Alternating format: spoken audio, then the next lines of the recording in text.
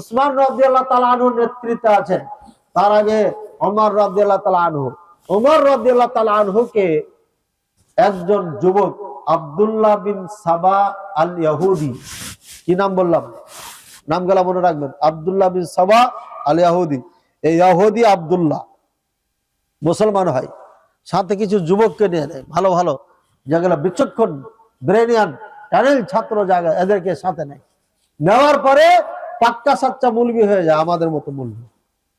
ঠিক আছে, মুলবি হওয়ার পরে খুতবা দেয়, বক্তব্য দেয়, একদম যুবকদের জনপ্রিয় বক্তা হয়ে গেল। কে? আর রাজধানী বানালো কোথায়? ও কোথায় কোথায় বানাইছে? কুফাতে। কুফা বাসরা, ওখানে হচ্ছে মুসলমানদের ওখানে সেন্টার। কুফাতে রাজধানী বানাইছে। কুফাতে কেন বানাইছে?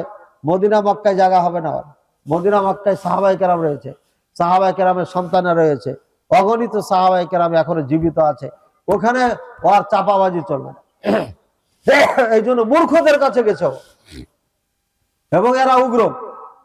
তারা ইরাকের মানুষ। ইরাকে বারবার যে যুদ্ধ হয়, কেন হয়? ওরা গাদ্দার। ইরাকের মানুষ গাদ্দার সেই যুগ থেকে, যার কারণে বারবার ওখানে পদস্খলন ঘটছে, তাদের ঘটে। ভাইয়ের আবার এখান থেকে আব্দুল্লাহ বিন সাবা এইভাবে ওয়াজ করতে করতে যুবকদেরকে একদম উদ্বুদ্ধ করে ফেলে। কি উদ্বুদ্ধ করে? উসমানকে আর রাখা যাবে না, উসমানকে হত্যা করতে হবে।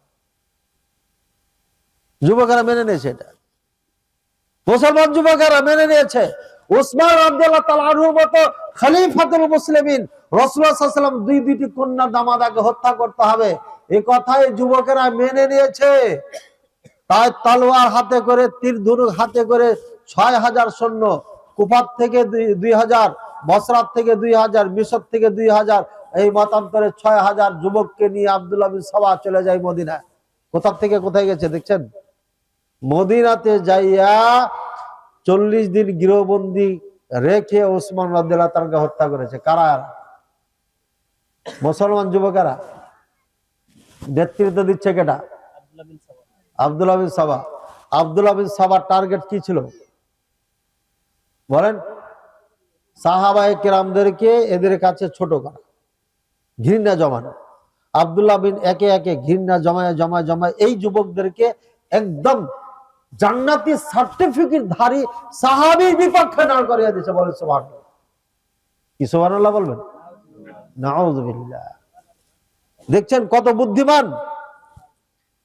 আচ্ছা, একই কায়দায় একই স্টাইলে যুবকদের আইডল, যুবকদের মডেল হয়ে দাঁড়িয়ে গেছে, যাদের মাহফিলে হাজার হাজার মানুষ হয়, সব সময় মদিনায় পড়া মানুষদেরকে ঘুমটাওয়ালা হুজুর বলে ক্রিটিসাইজ করে, আর যুবকদেরকে আপনার ভড়কাচ্ছে, উদ্বুদ্ধ করছে। ওলামায়ে হারামাইন অর্থাৎ মক্কা মদিনার ছাত্র যারা, যারা ওখানকার আলেম, তাদের বিপক্ষে দাঁড় করাচ্ছে। এমন একজন যুবক বাংলাদেশে দাঁড়ায় আসছে। এমন একজন যুবক কি বাংলাদেশে আবির্ভাব ঘটেছে। ও সব সময় মাদানী আলেমদেরকে ক্রিটিসাইজ করে, ঘুমটাওয়ালা বলে আখ্যায়িত করে। কিছুদিন আগেই এই যুবকদের আইডল যাকে বানিয়েছে, এই ছেলেটা, এই লোকটা কলেজের একজন ছাত্র। কলেজের একজন ছাত্র। আমি 22 সালে তাকে চ্যালেঞ্জ করেছিলাম, আমার সামনে তুমি যদি একটা লাইন পড়ে দিতে পারো, তাহলে পারে সারা জীবন তোমার ব্যাগ বহন করে নিয়ে বেড়াবো। ওই ভিডিওটা দেখলাম, এবারও ছেড়েছে। আজ পর্যন্ত তার বুকে সাহস হয় না আমার সামনে দাঁড়াবে। কুমিল্লাতে গত বছর এক জায়গাতে মাহফিল ছিল, 25,000 টাকা না 23,000 টাকা অগ্রিম নিয়েছিল সে, বা 20,000 টাকা। যখন শুনেছে মুখলেস মাদানী এখানে আসবে, টাকা ব্যাক করে ডেট ক্যান্সেল করেছে ও।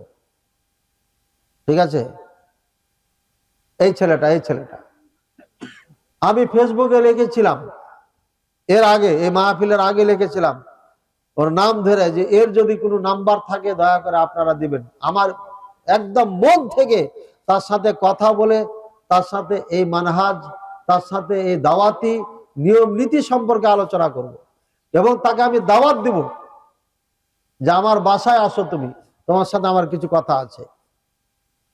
কিন্তু যতগুলো নাম্বার দিয়েছে কমেন্টে, একটা নাম্বারে ঢোকে নাই। একটা নাম্বারে ঢুকলো কিন্তু রিসিভ হয় না কখনো। আজ পর্যন্ত এই লোকটা, এই ছেলেটা আমার সাথে যোগাযোগ করে নাই, আমার সাথে যোগাযোগ করে নাই। অথচ মদিনা পড়া আলেমদেরকে ঘুমটাওয়ালা হুজুর বলে বলে ক্রিটিসাইজ করছে। এবং কিছুদিন আগে এই ছেলেটা বলেছে, যারা আপনার ফিলিস্তিনের গাজ্জার মুজাহিদের বিপক্ষে ইসরায়েলদের পক্ষে পদক্ষেপ নাই, এমন মানহাজ, এমন আকিদা, তাওহীদ পোষণকারী ঘোমটাওয়ালাদের আমি মুখে নাকি এমন মানহাজ, এমন আকিদার উপরে আমি থুতু মারি। বলেন নাউজুবিল্লাহ। বলছে তোমার যে আকিদা মানহাজে ফিলিস্তিনের মুজাহিদদের বিপক্ষে কথা বলায় দাঁড় করাইছে, আমি তোমাদের ওই মানহাজ, ওই তাওহীদের উপরে কি করি? থুতু মারি। বলেন নাউজুবিল্লাহ। বলেন এই কথাটা কি তার ঠিক আছে? আপনারা নিজেরা বিবেক দিয়ে বলেন। ও তাওহীদের উপরে, মানহাজের উপর থুতু মেরেছে। তাওহীদ আর মানহাজ, যে তাওহীদ মানহাজের কথা আমি বললাম, এই তাওহীদ মানহাজের উপরে থুতু মেরেছে। সাহাবায়ে কেরামের রেখে যাওয়া রাস্তা, যে রাস্তায় না চললে জান্নাতে যেতে পারবে না, ৭৩ দলের ৭২টায় জাহান্নামে যাবে, একমাত্র এই রাস্তায় যারা থাকবে সেই জান্নাতে যাবে, এই পথের উপরে থুতু মেরেছে কে? এই লোক আব্দুল্লাহ বিন সাবা ইয়াহুদি। এই ইয়াহুদি আব্দুল্লাহ যে কাজ করেছিল, যুবকদেরকে সাহাবায়ে কেরাম, ওলামায়ে কেরামদের বিপক্ষে উদ্বুদ্ধ করে উসমান রাদিয়াল্লাহু তাআলা আনহুর মতো একজন সাহাবীকে হত্যা করেছিল, ঠিক এই যুবকে একই আপনার চক্রান্ত করে যাচ্ছে বাংলাদেশে, একই চক্রান্ত করে যাচ্ছে। এই আবু তাহা আদনানী একদিন এই ওলামায়ে কেরামদেরকে হত্যা করবে, এই উগ্র, এই খারেজি। এটাই হচ্ছে খারেজিদের পথ, এটা হচ্ছে খারেজিদের পথ। প্রথমে সরকার বিরোধী বক্তব্য দিত, যখন জেলে যা পিটন পাটন খেয়েছে তখন ঘুরে যায়, এখন দেখছে যে হুজুরদের বিপক্ষে বললে তার বলার কেউ নাই, বোকা যুবক, এখানে তো ইরাকের যুবকেরা আছে, কুফা বসরা যুবকেরা আছে, এরা তো আমার সঙ্গ দিচ্ছে, তাই সে আরো উদ্বুদ্ধ হয়েছে। আমি মনে করছিলাম যে আমাদের প্রতিবাদের কারণে তার হয়তো জ্ঞান বুদ্ধি ফিরে আসবে, কিন্তু এই গাদ্দার, এই ধোঁকাবাজ পুনরায় হাসতে হাসতে ঠাট্টা সলকে বলছে যে জায়গা মতো থুতু পড়েছে, জায়গা মতো থুতু পড়েছে। এক থুতুতে মুসলমান আর মুনাফিকদের মধ্যে পার্থক্য হয়ে গেছে। জি ঠিকই আছে। উকবা একজন কাফের, রাসূলুল্লাহ সাল্লাল্লাহু আলাইহি ওয়াসাল্লামের পাশে বসে বসে কোরআন শুনতো। কি করতো? রাসূলুল্লাহ সাল্লাল্লাহু আলাইহি ওয়াসাল্লাম পাশে বসে বসে কোরআন শুনতো। তখন তায়েফের এক বন্ধু ছিল তার, খুব ক্ষমতাধর এবং সম্ভ্রান্ত একজন ব্যক্তি। সে জানতে পারলো যে উকবা মুহাম্মদের পাশে বসে বসে কোরআন শুনে, ওকে খুব ভালোবাসে।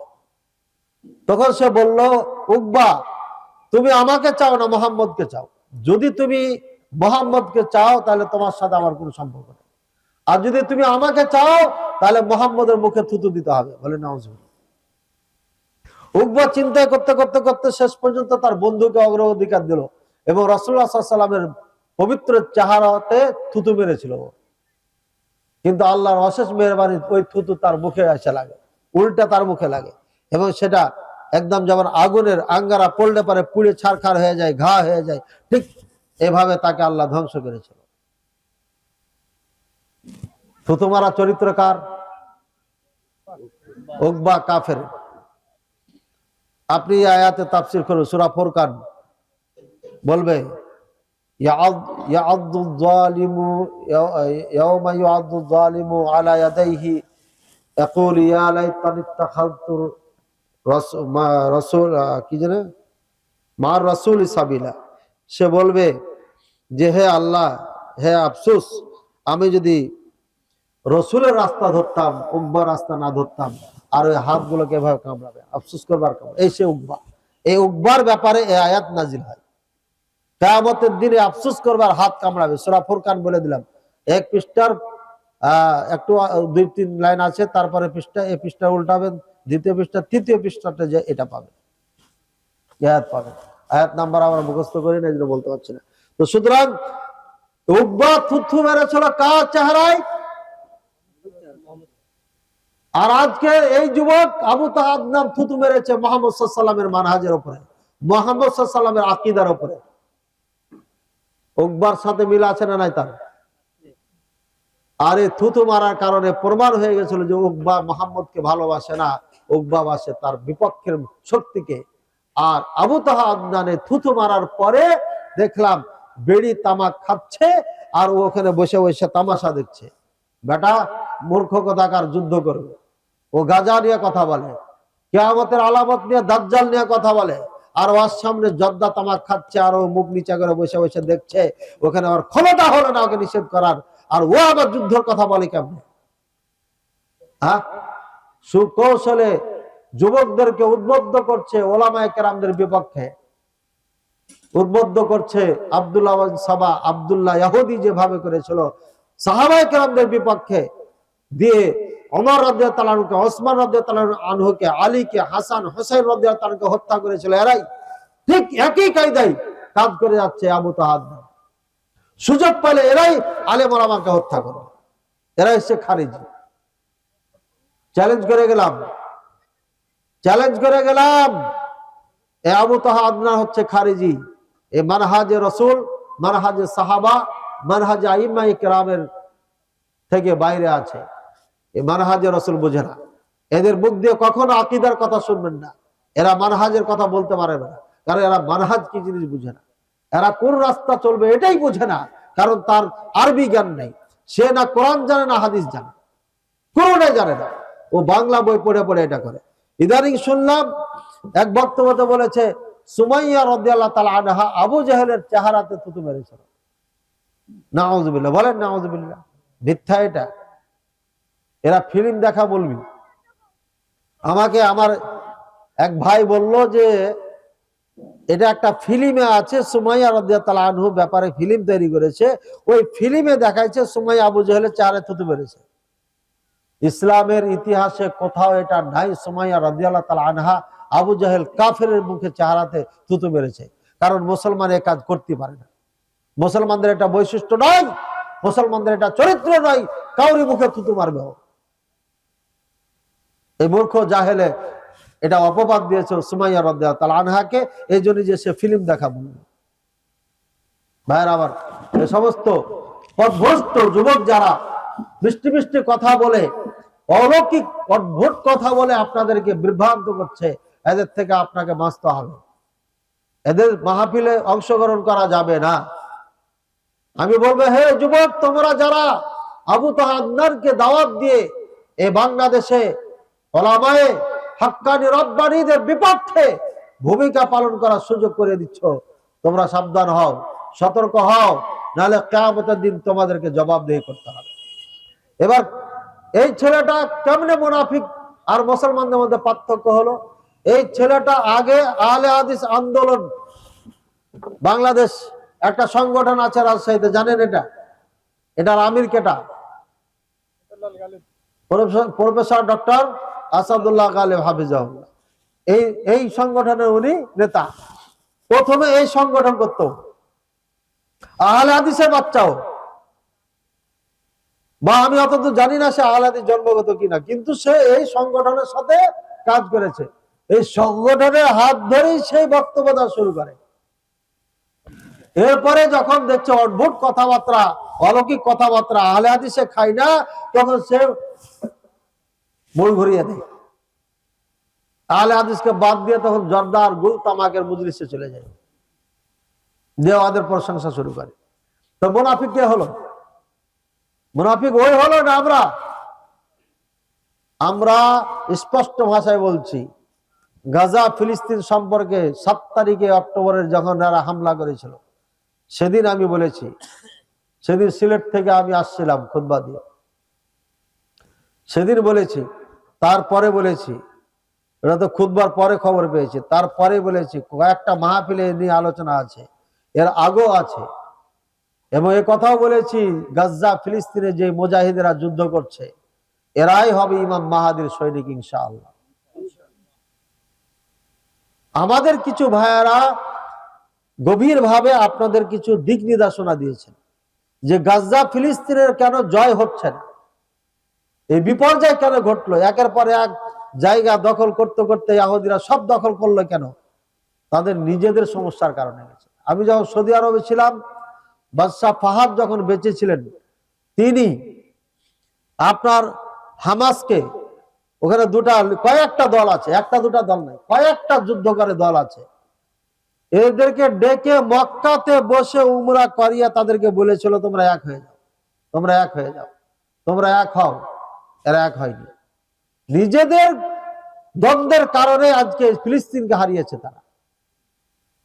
আমাদের ভাইয়েরা পূর্বের ইতিহাসকে সামনে রেখে এবং ফিলিস্তিনের মাটিতে কি ঘটছে, এরা কেমন মুসলমান, কি ধরনের ইসলাম ফলো করে, আপনি দেখবেন যুবতী মেয়ে গেঞ্জি পরা আছে, প্যান্ট পরা আছে, এবং ইহুদি সৈনিকদের সাথে ঘুষি মারতে যাচ্ছে, কিল মারতে যাচ্ছে।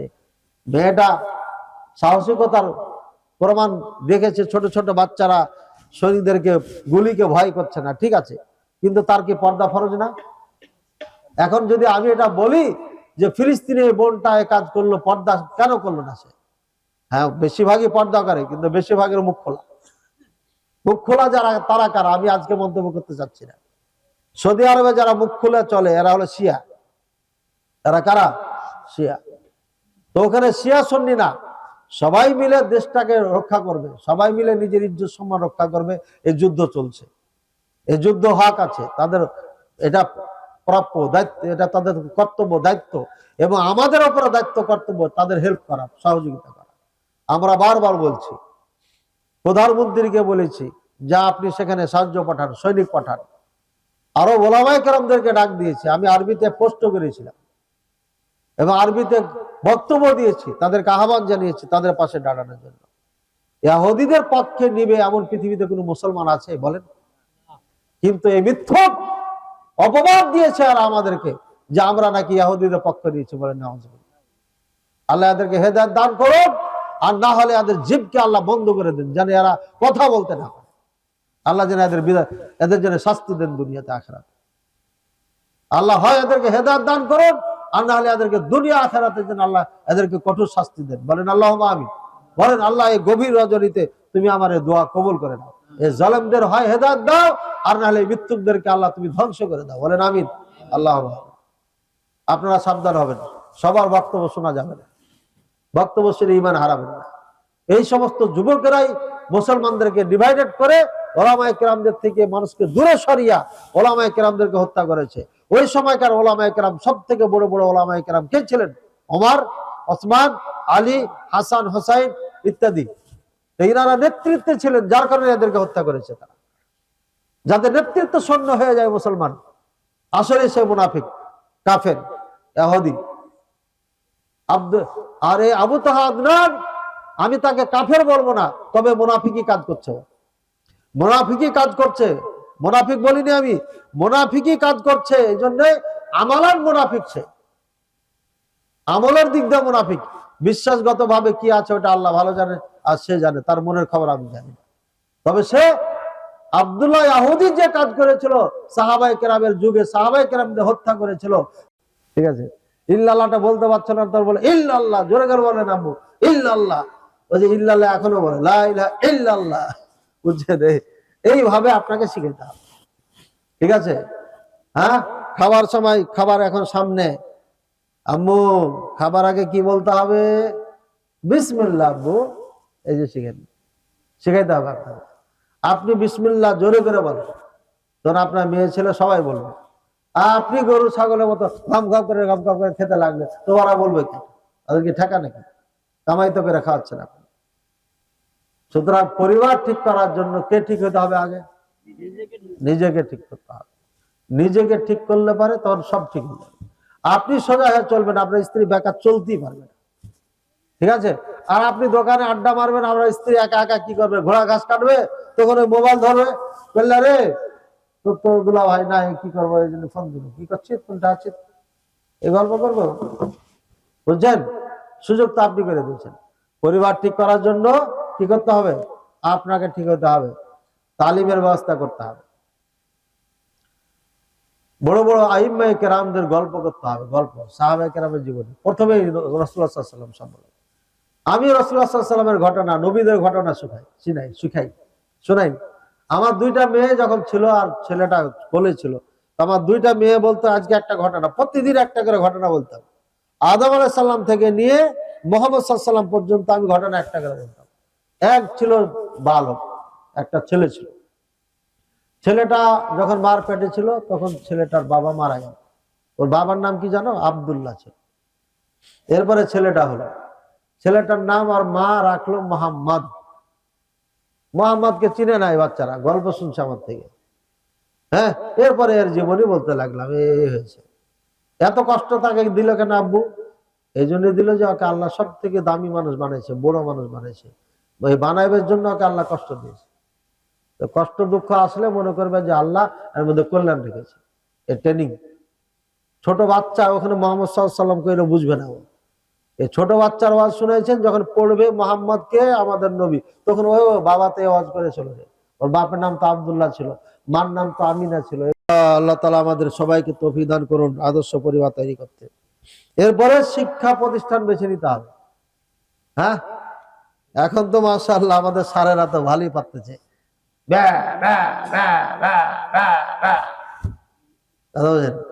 আর এক স্যারকে দেখলাম কি, এখানে একটা গামছা আছে না, ঘাড়ে একটা গামছা দেখেছেন? হ্যাঁ, টিটি টিটি টিটি টি সাইকেল চালায়, টিটি টিটি টিটি সাইকেল চালায়। ছাপা কোথাকার এসব পাগল টিচার কোত্থেকে এলো রে? হ্যাঁ, সাইকেল চালা কি ঘরে বসে হয় না ফিল্ডে?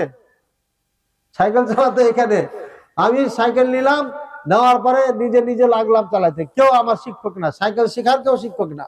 নিজে নিজে নিজে ফিল্ডে, স্কুলের ফিল্ডে ঘুরতে ঘুরতে ঘুরতে পাটা কাটা কুটে শিখে ফেললাম। বুঝছেন? নিজে নিজে শিখলাম। আর এই সারে করে কি ঘরের মধ্যে সাইকেল চালাই, সাইকেল চালাই। মাননীয় প্রধানমন্ত্রী, আপনি বুঝতে পারছেন না, ওই সারের ঘাড়ে একটা গামছা আছে, এটা ইন্ডিয়ান গামছা। ইন্ডিয়ান গামছা, এটা সম্মানী গামছা। পতাকাকে যেভাবে সম্মান করে, এই গামছাকে সম্মান করে। ইন্ডিয়ান ভাই আয়সা আমাকে একটা, হ্যাঁ, ডক্টর আসাদুল্লাহ গালেব স্যারের ছেলে সাকিব ভাইকে একটা, আরেকজন আরেকটা কাকে দিল, এই গামছা গিফট করে গেছেন আর বলেছেন এই গামছা আমাদের দেশে অত্যন্ত সম্মানী। এটাকে যদি কেউ অসম্মান করে তাহলে আর খবর হয়ে যাবে। এই গামছাটা সম্মানী। এই গামছা ঘাড়ে দিয়ে আছে সারে, এই টিচারে যে টিং বিড়ি বোঝা যাচ্ছে ইন্ডিয়ার মাল মনে হচ্ছে এটা। নাহলে গামছা কেন ঘাড়ে আসবে? এটা তো বাঙালি টিচারে করে না গামছা। এইটা হচ্ছে মেন টিচার, ট্রেনিং দিচ্ছে, প্রশিক্ষক। ষড়যন্ত্র চলছে। বাংলা যদি মেধা শূন্য হয়ে যায় তাহলে ভারত সবসময় কান ঘুরে দেবে। এই জন্য আমি বলবো, শিক্ষা পৃথিবীতে সব থেকে ভালো শিক্ষা কোন দেশে দেয়? আধুনিকতা শিক্ষার কথা বলছি, কোরআন সুন্নাহ বাদই দিলাম। দুনিয়ার শিক্ষা সব থেকে কোন দেশের ভালো বলেন? হ্যাঁ, জানবেন কোথেকে? তিড়িং বিড়িং করবেন তো জানবেন কেমন? হ্যাঁ, দেখবেন ছেলে মেয়ে সব খালি ব্যাঙের মতো চিল্লাবে ঘরের মধ্যে। গিয়েছে রে, ওই যে স্কুলে শিখে আসবে তখন এটা করবে। চিন্তা করেছেন? এগুলো ষড়যন্ত্র চলছে। যদি যা বলে ষড়যন্ত্র। আলী হাসান আমার ওয়াজ শোনা যাবে কি? আলী হাসান ওসামার ওয়াজ শোনা যাবে কি? আমি তেমন তার ওয়াজ শুনি নাই, তবে তার কথার মধ্যে আবু তা আদনার সাথে মিল আছে। সবসময় জিহাদের কথা বলে, আর প্রত্যেকটি মাহফিলে গীবত করে, কোনো না কোনো কাউকে নিয়ে কথা বলে। এগুলো আলেমের মানহাজ না, এগুলো আলেমের মানহাজ না। বলবেন যে হুজুর আপনি তো বললেন আবু তাহা আদনান সম্পর্কে। জি, আবু তাহা আদনান সম্পর্কে নাম ধরে বলতেই হবে। এ গোটা যুবকদেরকে ধ্বংস করছে। এ ব্যাপারে সতর্ক না করলে ঠিক উসমান রাদিয়াল্লাহু তাআলা আনহুকে যেমন হত্যা করেছিল, এই যুবকেরাই হত্যা করবে। এই সেই লিডার। এই আব্দুল্লাহ ইয়াহুদি যে কাজ করেছিল, আবু তাহা আদনান এই কাজই করছে। এই জন্য এর ব্যাপারে সতর্ক, সমস্ত ওলামায়ের উপরে ফরজ তার ব্যাপারে সতর্ক হতে হবে। একই লাইনে চলছে আলী হাসান আপনার ওসামা, কাজী এর থেকেও সতর্ক থাকতে হবে। এর থেকেও কি থাকতে হবে? সতর্ক থাকতে হবে। আচ্ছা, তামাক এর চাষ করা যাবে কি? জর্দা দিয়ে পান খাওয়া যাবে কি? তামাক, জর্দা, গুল হারাম যেভাবে মদ হারাম। তামাক, জর্দা, গুল খাওয়া হারাম যেভাবে হিরোইন, গাঁজা খাওয়া হারাম, মদ খাওয়া হারাম। মদ খেয়ে যদি ইমামতি না, তামাক জর্দা খেয়ে গুল খেয়ে যদি ইমামতি করতে পারে, তাহলে গাঁজা খেয়েও ইমামতি করতে পারবে। দুটার মধ্যে কোনো পার্থক্য নেই। তামাক না গাঁজা, হিরোইন, মদ যেই দলিল দিয়ে হারাম ওলামায়ে কেরাম সাব্যস্ত করেছে, সেই দলিলের ভিত্তিতে জর্দা গুল তামাক হারাম। কথা বুঝেছেন? বড় হুজুরে খাই বলে বড় হুজুরকে বাঁচাবে, এই জন্য আমাদের দেশে ফতোয়া দিচ্ছে। আমি দেওবন্দের ছাত্র, দেওবন্দে হুক্কা খাই, হুক্কা হুক্কা হুক্কা বুঝেন তো, খাই। তারা হালাল মনে করে খায়, তারা বেড়ি খায়, এটা দলিল দিতে পারবো না। তবে আল্লাহর কসম, আমি সাক্ষী, আমি নিজের চোখে দেখেছি। আল জামিয়াতুল আরাবিয়া খাদিমুল ইসলাম হাপুরে আমি 1 বছরের ছাত্র ছিলাম। আমার ওস্তাদ নিজে দাঁড়িয়ে পেশাবও করলেন, সিগারেটও খেলেন। আল্লাহ সাক্ষী আছে, মিথ্যা বললে আল্লাহ আমাকে ধ্বংস করুক, আমি এখনই দোয়া করছি। আমার ওস্তাদ, মাদ্রাসার নাম বলে দিলাম, ঠিক আছে, দাঁড়িয়ে পেশাবও করলেন, পেশাব করেছে ঠিক আছে, কারণ অন্ধকার, এখানে যদি বসে পোকা পাকড় থাকতে পারে, ছিটা আসতে পারে, এটা নিয়ে আমার দ্বিমত নাই। কিন্তু ওখানে দাঁড়িয়ে আবার শিকার ধরাইলেন, আমি তো আসমান থেকে জমিনে পড়ে গেলাম। আর দেওবন্দে আপনার হুক্কা খাই। আব্দুল খালেক মাদ্রাসি, ভাইস প্রিন্সিপাল দেওবন্দ মাদ্রাসা, হুক্কা খাই। আমার ওস্তাদ নাসির খান, শেখ আউয়াল, উনি হুক্কা খান, আমি নিজে হুক্কা ধরিয়ে দিয়েছি। বুঝছেন? আপনার রাগ করার কিছু নাই। আমি দেওবন্দের ছাত্র, অরিজিনাল দেওবন্দে 3 বছর পড়েছি, আর জামিয়া আরাবিয়া খাদিমুল ইসলাম হাপুরে 1 বছর পড়েছি। হ্যাঁ, মুঝে ধোকা দেনা বহুত কঠিন হ্যায়, সख्त হ্যায়, মুশকিল হ্যায়। সুতরাং তামাক চাষ করাও হারাম, যাবে না, এর মধ্যে কোনো কল্যাণ নাই।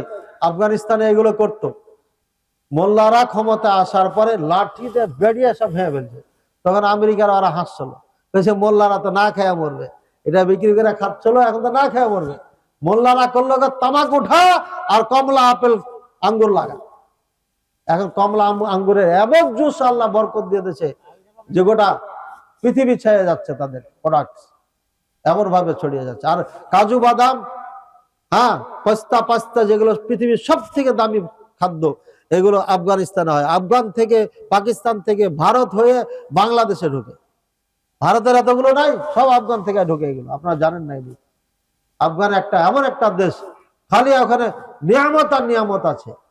যেদিন আল্লাহ নিয়ামত শুকরিয়া জ্ঞাপন করবে আর সব মুত্তাকি হবে, সেদিনে আল্লাহ সব রাস্তা খুলে দিবে। হ্যাঁ, কি আয়াতটা? হ্যাঁ বলেন। তোমরা যদি ভয় করো, গ্রামবাসী যদি ভয় করে, তাহলে আসমানের সব দরজা রিজিকের খুলে দেবো, বরকতের। হ্যাঁ, কি আয়াতটা ভাই? এটা না, গ্রামবাসী যদি ঈমান আনে, তাকওয়া অর্জন করে, আল্লাহকে ভয় করে, তাহলে আসমানের সব দরজা আমি বরকতের দরজা খুলে দেব। হ্যাঁ, পড়বেন না, কোরআন তো পড়বেন না, খালি হুজুরের ওয়াজ শুনবেন। 80,000 টাকা দিয়ে ওয়াজ বক্তা নিয়ে আসবেন, নিয়ে আসার পরে আপনাকে ওয়ালাউ আমানু ওয়াত্তাকু ওয়াত্তাকাউ লাফাতাহনা আলাইহিম বারাকাতিম মিনাস সামা।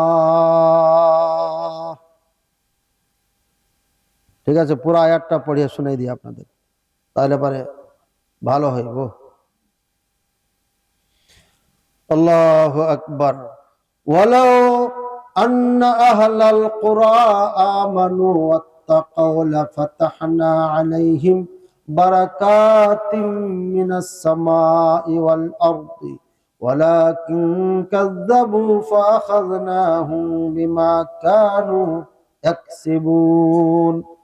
যদি গ্রামবাসীরা ঈমান আনে এবং আল্লাহকে ভয় করে, লাফাতাহনা আলাইহিম বারাকাতিম মিনাস সামাই ওয়াল আরদ, তাহলে আসমান জমিনের সমস্ত বরকতের দরজা আমি খুলে দেব। কে বলেছেন? আল্লাহ বলেছেন।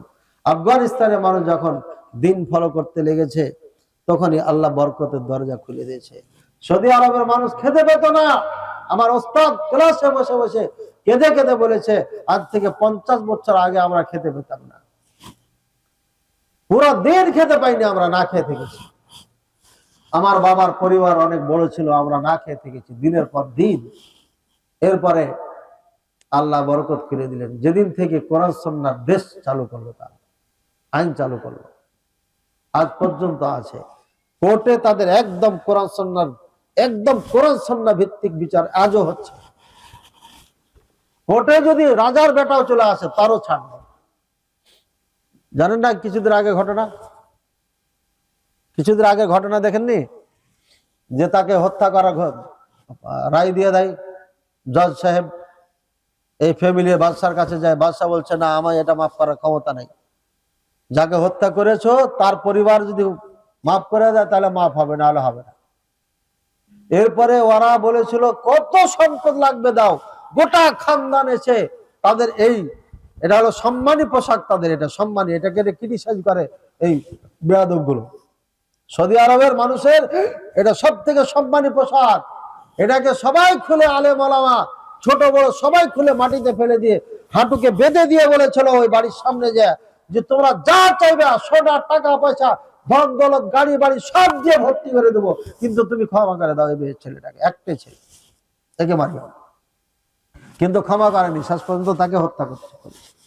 এই হলো সৌদি আরবের আইন। এটা সৌদি আরবের আইন। তাদেরকে নিয়ে ঠাট্টা করে, মজাক করে আর মস্করা করে, ক্রিটিসাইজ করে এদেশের অজ্ঞতার কারণে কিছু হুজুররা। আল্লাহ বুঝার তৌফিক দান করুন। বুঝলেন, তামাক চাষ হারাম, জায়েজ না, এটা করবেন না। আপনি আল্লাহর প্রতি ভরসা রাখেন, আল্লাহর প্রতি ঈমান আনেন, ঈমান ঠিক করেন, তাকওয়া পরহেজগারিতা অর্জন করেন, আল্লাহ আপনাকে বরকত দিয়ে ভরে দেবে ইনশাআল্লাহ হুল আজিজ। আবু তাহা আদনান আকীদা মানহাজ জানতে চাই, সে কি আহলে হাদিস না হানাফি?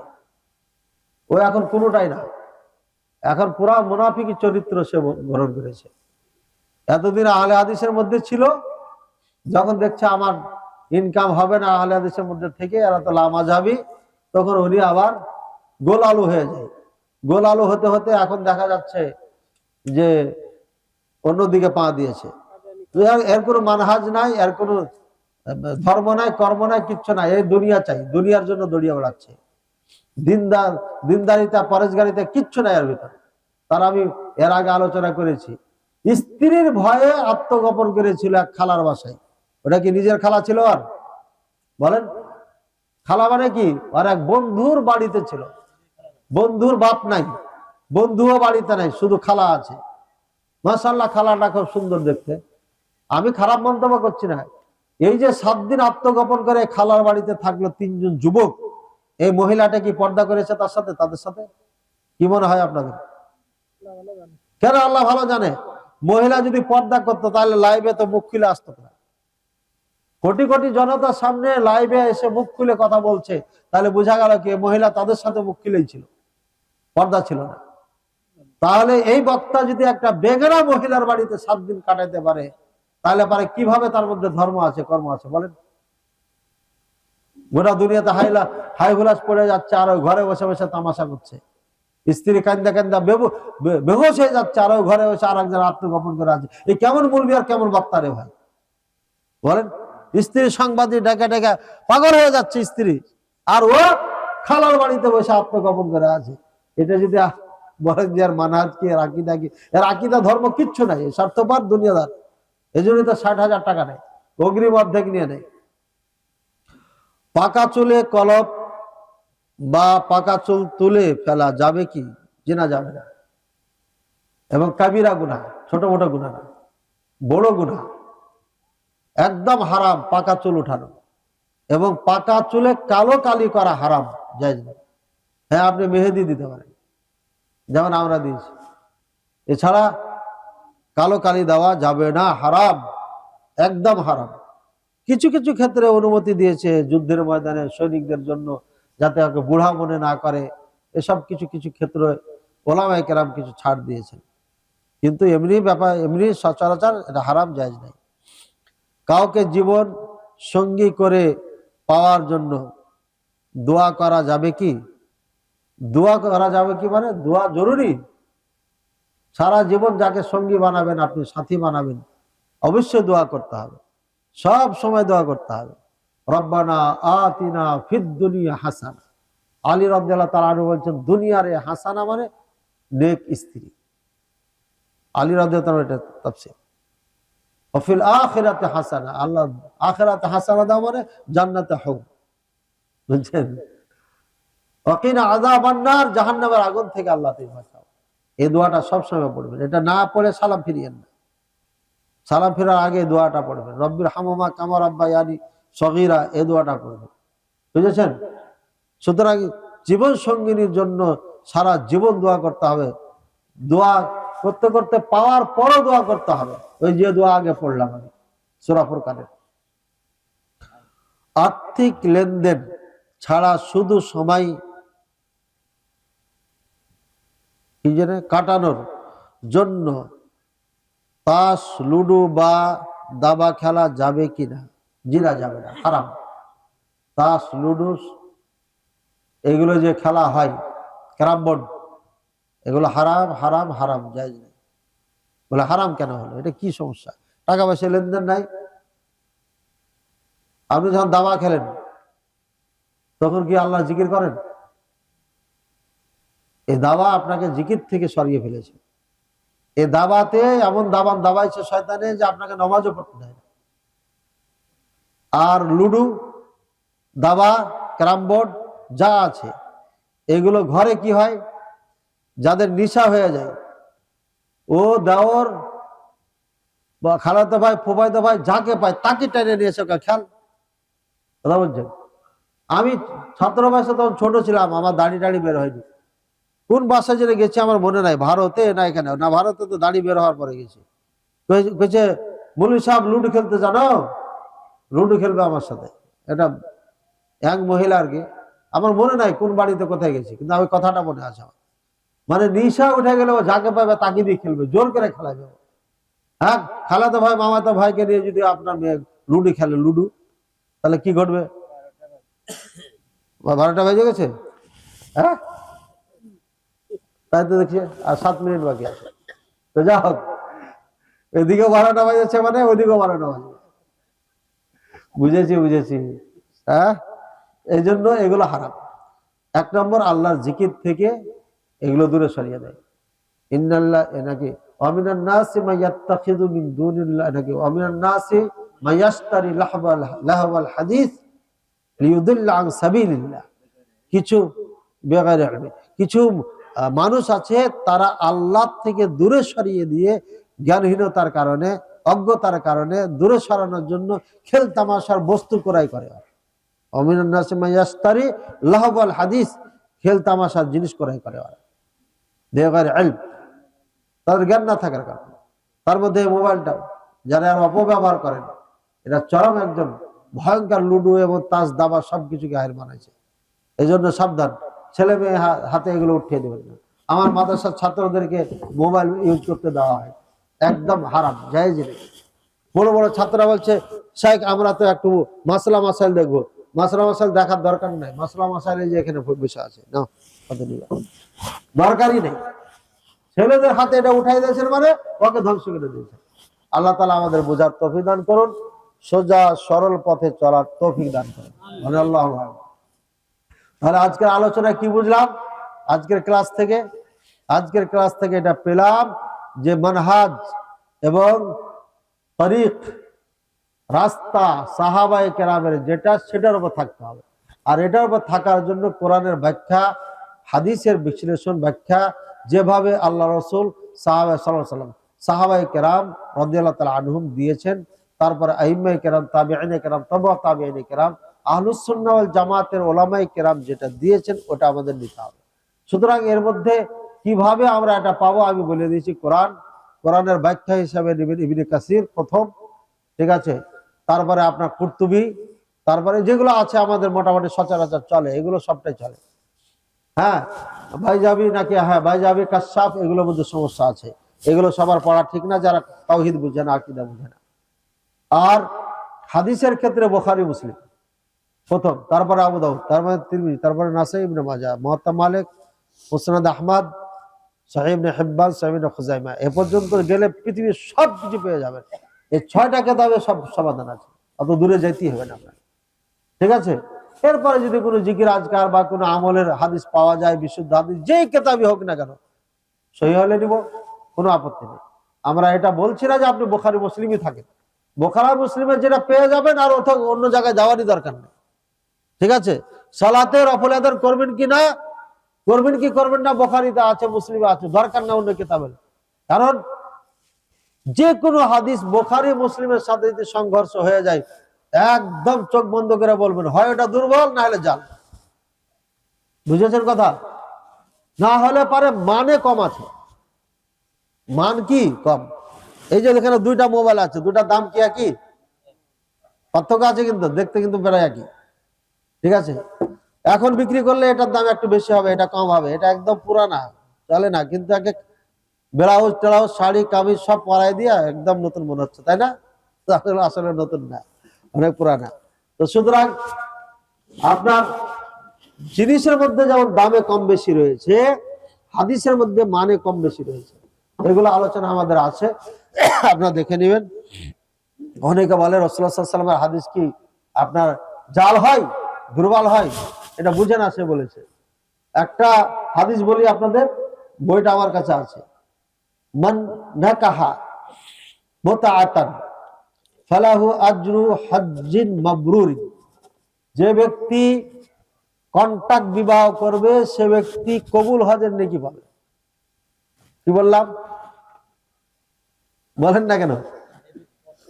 হ্যাঁ, একদম সনদ আছে। জাফর সাদেক রাদিয়াল্লাহু তাআলা আনহু বা রাহিমাহুল্লাহ তার সনদ নিয়ে এসে একদম হায়ার লেভেলের, আলী রাদিয়াল্লাহু তাআলা আনহু থেকে রাসূলুল্লাহ সাল্লাল্লাহু আলাইহি ওয়াসাল্লাম পর্যন্ত সনদ আছে। মানে যে সনদের লোকগুলো আছে, এক টাকা আপনি ফেলে দিতে পারবেন না। হায়ার লেভেলের সনদ সহকারে হাদিস বর্ণনা করেছে, যে ব্যক্তি কন্টাক্ট বিবাহ করবে তার জন্য কবুল হজের নেকি পাবে। তারপরে বলেছে যে ব্যক্তি যতবার ওই স্ত্রীর কাছে যাবে কবুল উমরার নেকি পাবে। বলেন কি বলবেন? এই কি বলবেন বলেন না? সুবহানাল্লাহ বলবেন না আলহামদুলিল্লাহ? নাউজুবিল্লাহ। এই জন্যই তো আপনার লাভ আছে। হ্যাঁ, নাউজুবিল্লাহ বলছেন কেন? এত সুন্দর হাদিস।